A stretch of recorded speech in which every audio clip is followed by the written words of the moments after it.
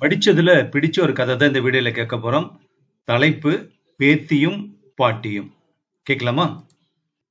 அம்மா, நான், உங்க மருமக, பேத்தி 3 பேரும் ஷாப்பிங் மால் போறோம். நீங்க வீட்டை பார்த்துப்பீங்க தானே? சரிப்பா. நான் எங்க அங்கெல்லாம் வர முடியும்? வயசாயிடுச்சுல்ல, கால் வலி வேற படுத்தி எடுக்குது. எனக்கு மாலுக்கு வர்றதுக்கு பிடிக்காது. நீங்க எல்லாம் போயிட்டு வாங்க. ஏன் பிடிக்காது?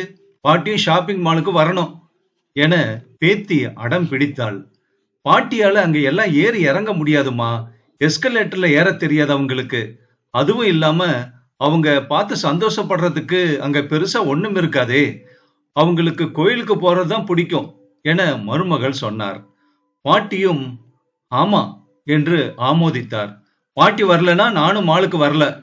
பேத்தி அடம் பிடித்தாள். பாட்டி விருப்பமில்லை என்று சொன்னாலும் பேத்தி கட்டாயப்படுத்திக் கொண்டே இருந்தாள்.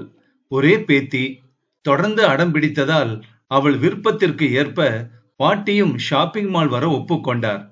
பேத்தி சந்தோஷத்தில் துள்ளி குதித்தாள். அப்பா அனைவரையும் புறப்படச் சொன்னார். பேத்தி சீக்கிரம் உடை உடுத்தி கொண்டு வந்தாள். பாட்டியும் தயாராய் இருந்தார். அப்பாவும் அம்மாவும் புறப்பட ரெடியாகும் போது பேத்தி பாட்டியை அழைத்து கொண்டு முன்னறைக்கு வந்தாள். சாக்பீஸால் 1.5 ஜான் அகலத்திற்கு 2 கோடுகள் போட்டாள். பாட்டி, இங்க பாருங்க, இது ஒரு விளையாட்டு.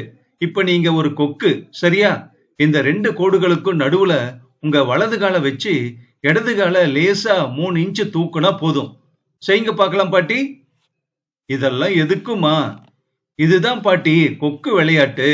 நானும் செஞ்சு காமிக்கிறேன் பாருங்க என்று செய்து காட்டினாள். பாட்டியும் பேத்தி கண்டுபிடித்த கொக்கு விளையாட்டை விளையாடி பார்த்தார். மகனும் மருமகளும் வர ஷாப்பிங் மாலுக்கு ஆட்டோ பிடித்து அனைவரும் போனார்கள். அங்கே நகரும் படிக்கட்டுகள் நகர்ந்து கொண்டிருந்தன.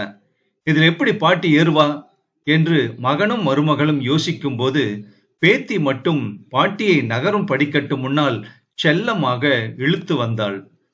பாட்டி, இதுல பயப்பட எதுவுமே இல்ல. இப்ப நீங்க கொக்கு விளையாட்டு விளையாடுங்க என்றாள். பாட்டி கைப்பிடியை பிடித்துக் கொண்டு வலது காலை நகரும் படிக்கட்டில் வைத்து இடது காலை 3-4 இன்ச்சு மேலே தூக்கினார். மேலே நகர்ந்தார். பின் இடது காலையும் வைத்து 2 காலால் நின்றார். எஸ்கலேட்டரில் அம்மா பூ போல நகர்வதை மகனும் மருமகளும் பார்த்து வியந்தனர். பாட்டி உற்சாகமாகிவிட்டார். அடுத்த எஸ்கலேட்டர்களில் மகிழ்ச்சியாக குதித்து கொண்டே ஏறினார். அதை பழகிக் கொள்ளவே பாட்டியும் பேத்தியும் கீழே இறங்கி மறுபடி ஏறினார்கள். சினிமா பார்க்க போனார்கள். அந்த மாலில் குளிராக இருந்தது. பேத்தி தன் பையில் வைத்திருந்த சால்வையை பாட்டிக்கு கொடுத்தாள். ஏமா, இதை எப்ப நீ கொண்டு வந்த என்று பேத்தியை பாட்டி கேட்டதற்கு ஆல் டீடைல்ஸ் ஐ நோ பாட்டி என்றால் பேத்தி குறும்பாக. படம் பார்த்த பிறகு உணவகம் சென்றார்கள்.